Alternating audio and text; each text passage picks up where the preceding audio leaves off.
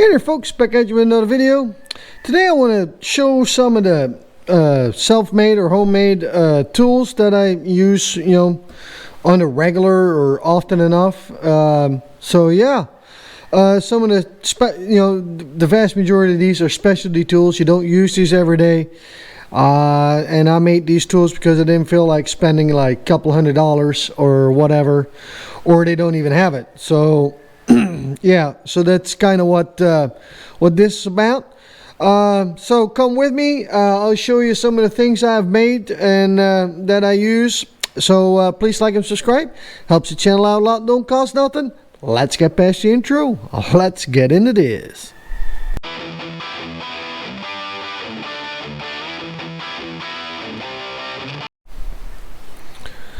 So I work on diesels, tractors, and some farm tractors. Not a lot anymore. I used to a lot more than what I do these days.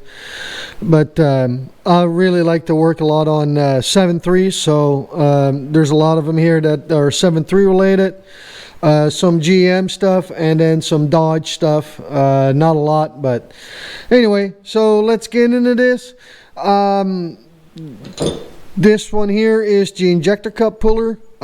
This here is a just a tap with that used to be a deep 22 mil socket, and I cut that up to size. Then I put some welded a threaded rod on there, welded a nut on the end so I can hold it, and then with this you can push down on it. So with this I can get the tap to go into the cup, and then this here goes around the hole, and then you can run this down in order to pull the cup out. So yeah, so that is the Fort 7.3 injector cup puller. And like I said, this is made pretty heavy. This here is a 1.5/16" socket right here. So yeah.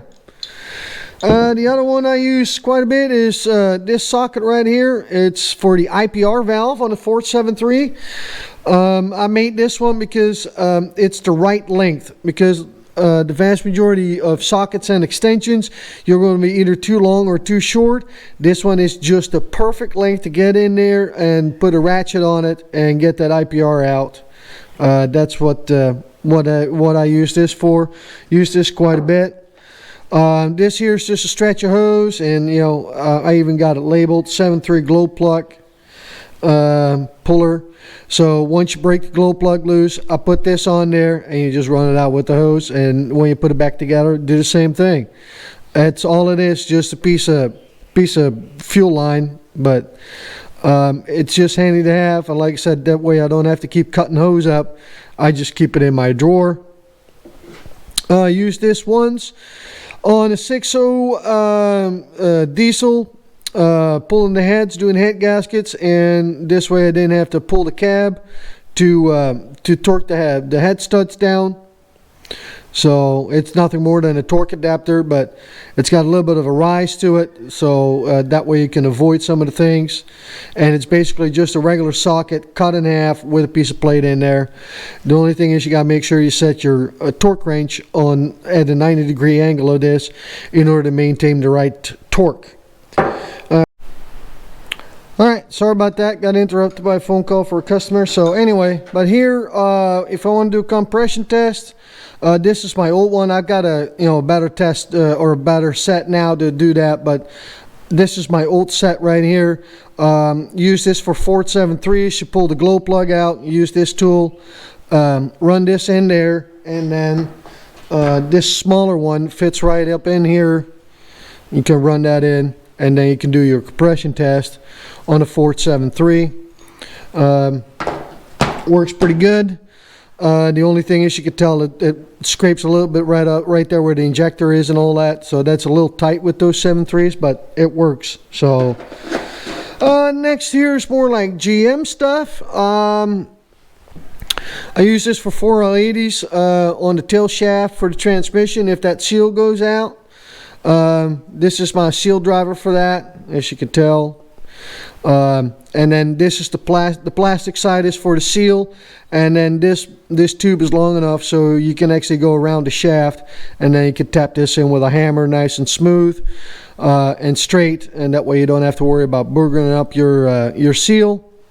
This is one of my old ones right here for Chevy steering wheel spring compressor tool. It's very simple. This goes on top here, and then you use the original nut that was on there to press this down, and then this leaves you enough room to get in there with a pick and pull that clip out.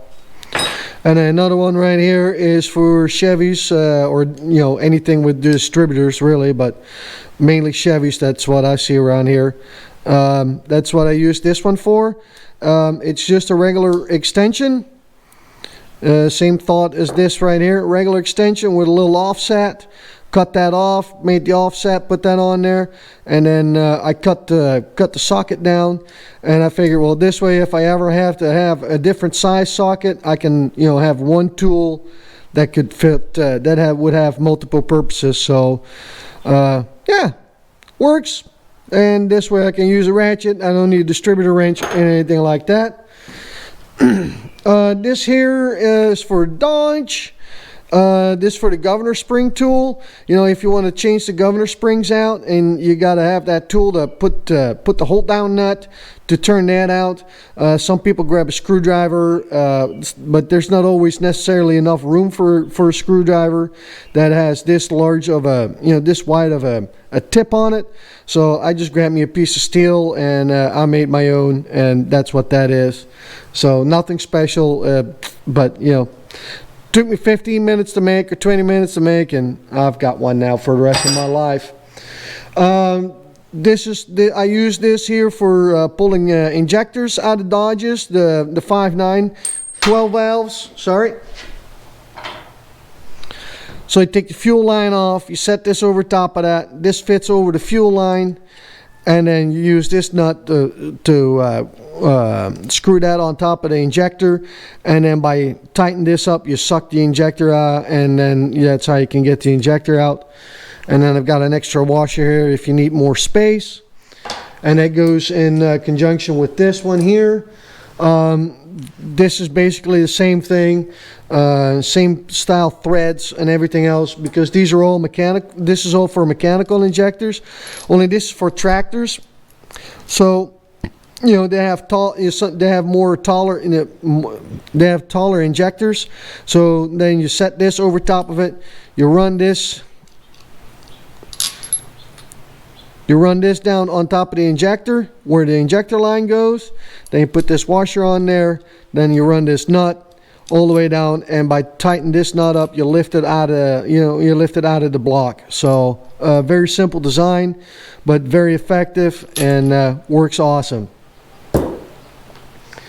So on that concept, if you ever have broken lines or sensors or stuff like that you can't get out, and I kind of use this for that kind of stuff. This is still an example of a turbo drain tube that was broken off.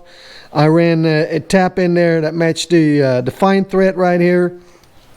And like I said, now you can run that in like that, and then use this washer to press up against it. Then if you need a bushing or something like that, you can use a large nut or a socket or whatever, and then you can tighten this up, and that's how you suck it out of the block. So if that ever happens, you can use something like this. Very simple, but extremely effective. And the coolest thing about these is when you deal with broken off stuff like that, you can pull it out nice and straight, loop the crap out of it, and because you pull it out nice and straight, you have a better chance of taking it out than trying to do it with pliers and whatever else you may have. Homemade right here, 15/16 wrench, whatever's left of it. 3/8 drive socket on there, cut that open, and I use this for John Deere injectors. Didn't feel like paying like $120 for a John Deere injector tool. This is the same thing. On that John Deere injector tool, you can't really put that much torque on it either, because you cannot on this either. So, but if you get that hold down nut broke loose, you set this on there and you get it out that way. So, works great. General stuff here. When I was working out of a service truck, I did this quite a bit. Old bolts. If you got a bolt that you got to clean the threads out on a nut, or a blind nut that's welded on the backside of a frame or whatever, or in a block or in a case. Just grab the bolt, run your angle grinder over it, and then you basically make yourself a thread chaser, and then you run that in and out so you can clean it out. You can do that with any size bolt. Same principle applies. 2, 3, depends on how many you want to do. Just put 2 or 3 cuts in there, so that way if there's debris, it can go somewhere, and works every time. Nowadays we all have the Lang set, but a couple of years ago that was not available, and like I said, that's how I always did it, and still do it on big sizes or whatever. So yeah, please leave it in the comment box, some of the specialty tools that you made or that you use frequently, or if you got any more tips or tricks for other people to share, please do that. And please like and subscribe. Helps the channel out a lot, don't cost nothing. And we'll catch y'all on the next one. Peace out.